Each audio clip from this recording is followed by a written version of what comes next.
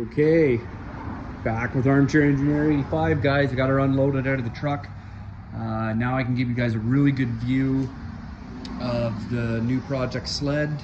I also want to do a little more explaining on this sled, as I think I did it as a bit of a disservice.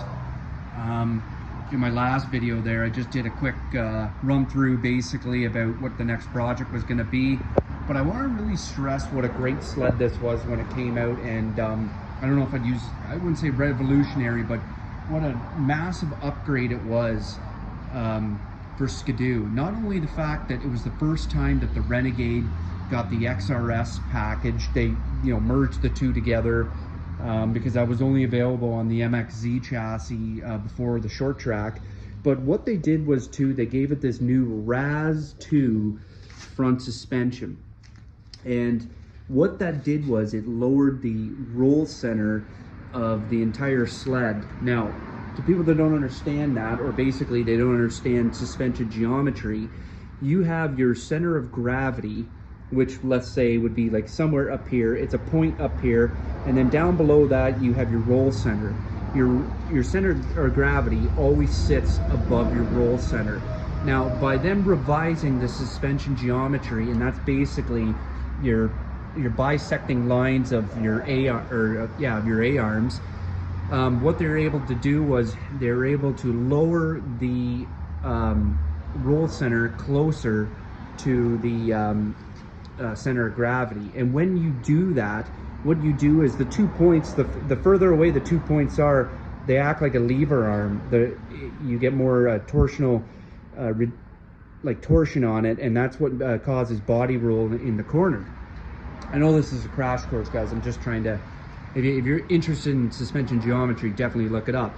So they were able to get the roll center closer to the center of gravity, so when this thing corners, it corners flatter, and it definitely was noticed. Plus they upgraded it with these KYB shocks. That's came on the XRS package before, so it carried over. So you had the shocks, you had the new front suspension geometry, the RAS 2. They also gave it the R-Motion rear suspension. Now what that did was it allowed the suspension to basically, it gave it more bump and more rebound, compression and rebound, so it could there was more stability. That coupled with the longer track, and yeah, they just totally outdid themselves. Now, one thing that you should know, that doing my research about this sled, was when the Skidoo engineers did this to the sled, they realized, wow, what a difference this makes, this new RAS 2 front suspension. And then they realized that they could go further with this if it wasn't for the actual chassis, like the actual pickup points. They were kind of regulated by where they could put it due to the chassis. So this is the Gen 3, so when they were penning the Gen 4, now they had, okay, we've learned from this sled, now we can move forward, and we can really, learning from the R&D from this sled, we can really pump up the next version. So like I said, this really was a test bed and laid the foundation for Skidoos to come. It's only about 9 years old now, but I mean, look how far in 9 years they've come, and that's why this sled has always kind of been special to me, and I've always liked it a lot. Anyways, I'm going to start degreasing this. I'll show you guys what I got here. I went and got this for $33, super clean, almost 4 liters, and I'm just basically going to be elbow greasing this for probably quite a few hours. Yeah, the good thing about doing that is it allows you to get in here, and yes, you do a really deep clean, but you get even more familiar, or you may notice things when you're up close and personal with the sled. So it just allows you to basically get a really fine detailed look at the sled. I did it to my last one, and I'm going to do it to this one. So before I move forward with this, I'm going to show you guys all the parts that came with this sled. Okay, so all the parts that came with it. It looks intimidating, it looks daunting, but I'll tell you something, these parts, they add up quick and they go together just as quick. So right here we have the fenders. They're not bad, they just need a little degreasing. kind of like the rest of the sled. We got the two of them. We got the muffler here. We got the front windshield, center console with the tack and everything like that there. A little wide pipe down here. It's kind of funny because these wide pipes, oh my god, they've used the same design for years.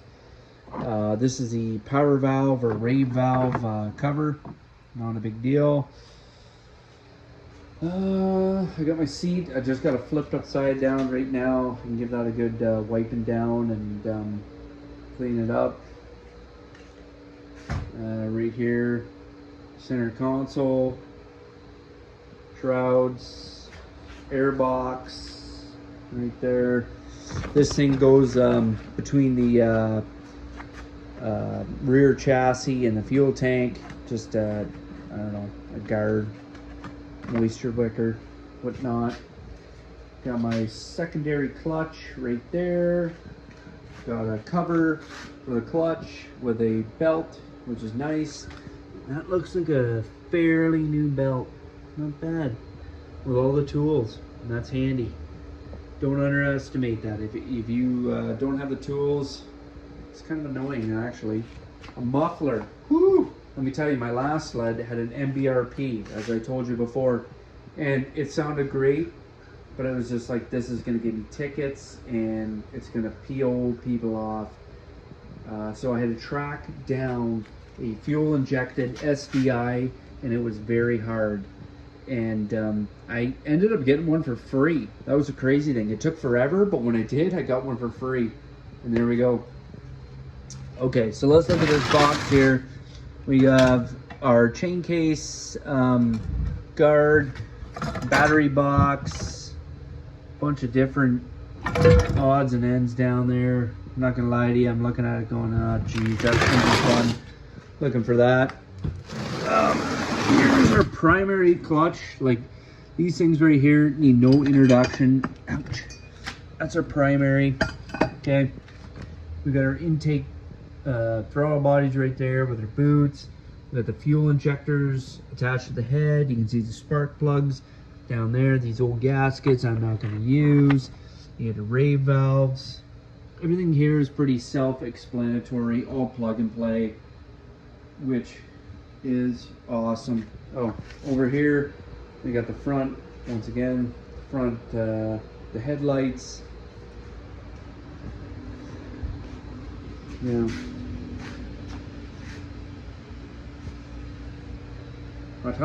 Anyways, so the main thing we're going to focus on here is the engine. Actually, before we do that, here's what we're going to do. This is what I got for free. If I say that, I call it extra. So the fella I bought this from, he gave me some oil, which I thought was kind of funny, because I thought, why you give me oil unless you're getting out of snowmobiling? But from the sounds of it, he wasn't. But anyways, I'm very grateful. That's a full liter of oil. That right there, that's about 30 bucks. This one here, it's about 3/4 full, if not more. That's about $80 right there. So this and this, easily minimum $100. I got a battery with it, and some people would say, well, what the heck, you're supposed to get a battery with it. I guess my last sled, I didn't get a battery with it. It had a pull start, and it was just, well, that's what you get, you know. You don't get a battery, but I had to buy my own. So I was pretty stoked to get a battery with it. Now this little guy right here, if you know anything about skidoos, you know this grease right here. This little tube is about $100. It's Isoflex grease. Your main bearings on your Rotax, on the 600 and the 800, and they quit doing it at the 850. They are not lubricated by your 2T oil. They are lubricated by this grease right here, Isoflex. This guy right here, and well, I can't show you anyways, but you have to pull apart you have to take off your pull start, and then you've got your magneto and all that right there, and you have to pull it apart, and that bearing on that side. So you have to grease them. They're like a white, almost like a lithium grease. But this little tube here, $100. It killed me when I bought it for my last sled. I looked for alternatives, but at the end of the day, any alternative was about like $60, $70. So you might as well buy the real deal, whether it was just all hype or not. But anyways, so this thing right here you go, $100, pretty sweet. $100, pretty sweet. I paid 140 for the other battery for my sled, so here you go, 140. And this guy right here, this is a primary clutch, let's see, primary clutch rebuild kit, which is awesome. My last sled, I cleaned it, my primary clutch, I doused it in diesel, I soaked it, and it turned out all right. But these, you know, these rebuild kits are not cheap, and still in the box. Here you go. Okay, moving on to the engine. The whole reason this sled was sold and this whole sled was bought by me. Here we go, right here. So I'll flip it around here to the back side, and yeah, you can see right there, it blew a hole in this piston. And these very well, this had 13,000 kilometers on it, so these could be original. This one here, no hole, but she's done. I'm gonna dive deep into this, and what I'm hoping is that the crankshaft is fine, because I don't want to tear into the bottom end unless I have to, because that's a lot of time and a lot of money. But if I have to, I have to. But the point is, I don't know. I'm looking at this main crank here, and I'm gonna clean it all out. It looks a little gnarly, but yeah, I'm really hoping and praying if I can save this bottom end, if it's worth saving. Like, I mean, if it's crap, or if it's like, yeah, it's worn out, it'll work, but it's worn out, I'm not going to do it, because if I'm going to go to town on this engine, I'm going to go to town. So now we're on to the cylinder head. These 800s, they use a monoblock cylinder head. The 600 SDI that I used, they were independent. So you 1, 2, that's the way it worked. And as soon as I saw this, I went, it's a monoblock. I don't like that. The reason is, if one goes bad, you're kind of shit out of luck, because obviously they're mono, they're connected. Now, the guy that I bought the sled off of, he did tell me that, and I don't know if you can see it down there, yeah, right there, I'll point to it. See that crack? Right there. He said there's a crack in the cylinder right there, which is a shame, because this is not a cheap part. And there is another crack, if I can look at it. This cylinder, I believe this cylinder here has a crack in the same spot. But anyways, the point is, it doesn't matter. This one's screwed, so this one is screwed. Unless I can talk to somebody that they can tell me otherwise, and they can say, you know what, we can do this to it, which would be great. And that's an option I'm going to look into, because this is not a cheap part. Cylinders are not cheap. One cylinder is not cheap, and 2 joined at the hips, very expensive. Anyways, so that is where I'm at right now. My goal is to get the sled cleaned up as ASAP, and then I want to start building this engine, because that's the whole reason why we're here. Rebuild the engine, get it going for whatever it costs. I'm going to try and do it as cheap, I hate to say that word, but I'm going to try and do it as budget friendly as I can. And once it's done, we can start reinstalling, because we are right now at the apex, the top of the mountain. It's like everything's been torn apart, and now we are at the point where it's like, okay, you have, unless I have to tear this down and go a little further, but it's like, this is what you have. You need pistons, you need a cylinder, or you need to fix a cylinder, You may need a bottom end. Once that's done, we can start rebuilding. So let's go check on how the degreasing on the chassis is going. All right, good morning. No, I did not clean all night. Clean the sled all night, that is. I just forgot to make this video there, got a little busy, so I'm just doing it now. Beautiful morning out, and I'm a morning person, so yeah, it cleaned up nice. Here's this was the dirtiest part here, the engine bay well or cradle. Probably some of this here is just missing paint.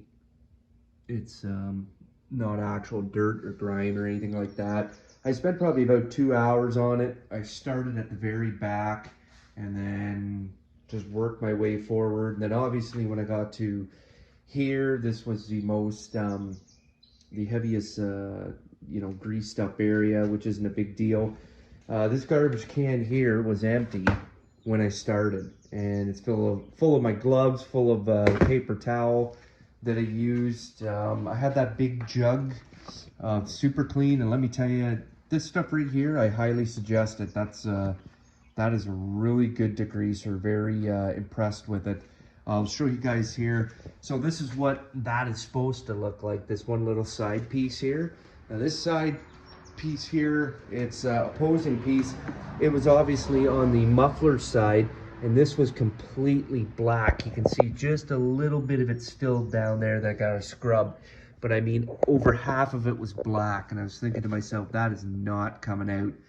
I thought I might have to track down another piece because it looks like shit. But anyways, I use this degreaser here, and I just held a paper towel underneath here, and I just sprayed it and let like it really set up, like super soak it, as that I called it, and you could just see it just bleeding down. And like I said, I had the paper towel down here, and I was just catching it. It was incredible how much it peeled off. So overall, like I said, I think it did a really good job. I just had the earbuds in, had a beer going, and life was good. And I'm telling you, this is the first step. You got to do it, and it just looks great. Everything's just looks clean. You got to get familiar with the sled, and you know, little pieces here and there, and so this is going to make working on it a lot easier and a lot more enjoyable. So that's where we're going to leave this video off for now. And what I'm probably going to do is I'm just going to periodically keep cleaning it as I'm rebuilding the engine. You know, just come out, spend another 15 minutes wiping it down. Like you'll still get little bits of grease off here and there, and you know, the more time you put into it, the better.